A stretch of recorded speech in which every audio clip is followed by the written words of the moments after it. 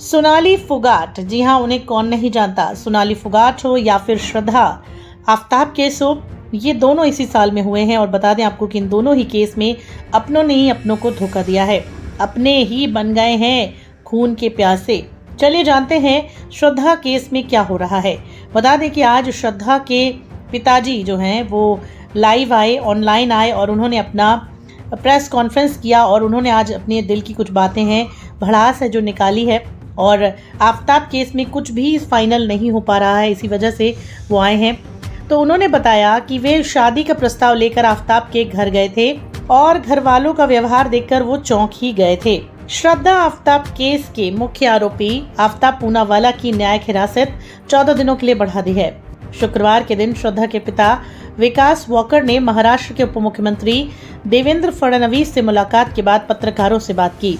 पिताजी ने कहा कि श्रद्धा की मौत से हम बहुत दुखी हैं। बेटी की हत्या की वजह से वो अंदर से टूट गए हैं। आरोपी आफ्ताब पूनावाला के माता पिता लापता हो चुके हैं। इसको लेकर भी उन्होंने बड़ा खुलासा किया। एक इंटरव्यू में श्रद्धा के पिता ने बताया कि 2019 में वे आफ्ताब और श्रद्धा की शादी का प्रस्ताव लेकर आफ्ताब के परिवार से मिलने गए थे, लेकिन आफ्ताब के परिवार ने इसे ठुकरा दिया था और साथ ही शादी का प्रस्ताव रखने पर अपमान किया था और उन्हें घर से निकाल दिया था। विकास वॉकर ने बताया कि आफ्ताब के परिवार का व्यवहार शुरू से ही अच्छा नहीं था और बता दें आपको कि उन्होंने ये भी बताया कि वे अगस्त 2019 में अपनी पत्नी हर्षिला वॉकर को लेकर आफ्ताब के घर गए थे। उन्होंने प्रस्ताव दिया था कि आफ्ताब को श्रद्धा से शादी करनी चाहिए क्योंकि वो बहुत पहले से एक दूसरे से प्यार करते हैं, लेकिन घर वाले शादी के लिए राजी नहीं हुए। इतना ही नहीं, आफ्ताब के घर वालों ने श्रद्धा के परिवार वालों के माता पिता का बेइज्जती किया और उन्हें घर से निकाल दिया। आफ्ताब के चचेरे भाई ने उन्हें घर से जाने को कहा और भविष्य में कभी भी घर में कदम नहीं रखने की बात कही।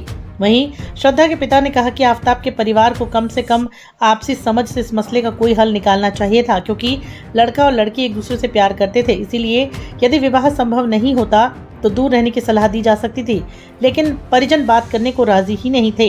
विकास ने ये कहा कि अगर आफ्ताब के परिवार ने समझदारी दिखाई होती तो इतनी बड़ी घटना नहीं होती। उन्होंने कहा कि अगर मामले पर बात होती तो बात इस मुकाम पर कभी नहीं पहुंचती। कातिल आफ्ताब के माता पिता तो रिश्ते पर बात करने को राजी नहीं थे, इसीलिए आफ्ताब और श्रद्धा दिल्ली चले आए मुंबई छोड़कर। उन्होंने कहा कि इस अपमानजनक अनुभव के 6 महीने बाद ही श्रद्धा की मां की मृत्यु हो गई और उसके बाद श्रद्धा ने कभी परिवार से मिलने की कोशिश भी नहीं की। श्रद्धा आफ्ताब केस की बड़ी अपडेट निकल कर आ रही है। बता दें आपको कि श्रद्धा आफ्ताब केस में दोस्तों ये खबर आ रही है कि पहली बार श्रद्धा के पिता जो हैं वो मीडिया के सामने आए हैं और उन्होंने बड़ी बात कही है। जी हाँ, उन्होंने सच बताया है, उन्होंने अपना दर्द साझा किया है। श्रद्धा के पिता का नाम विकास मदान वॉकर है, जो कि प्रेस कॉन्फ्रेंस में